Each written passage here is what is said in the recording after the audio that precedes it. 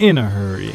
Well, looks like they may have been taking too sharp a turn and maybe in a rush. Maybe we'll find out exactly why they're in a rush. Keep watching.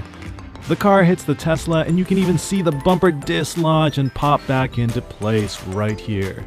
But that's not all, folks. Looks like this lady had some other plans. Maybe some plans for a few more door dings. I already hit the car. What's a few more door dings? She might have been thinking, and the awkward way that she got out of her car backwards allowed the sentry camera to pick up on her face. So if you spot this lady, kindly let them know that they owe this Tesla driver a little bit of moolah. But it's not just her face that we see. Was she in a rush because she pooped herself?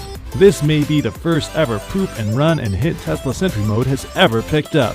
What are your thoughts on Tesla Sentry mode and camera features, or Tesla in general? Or did she really poop herself, or are those just the design of those jeans?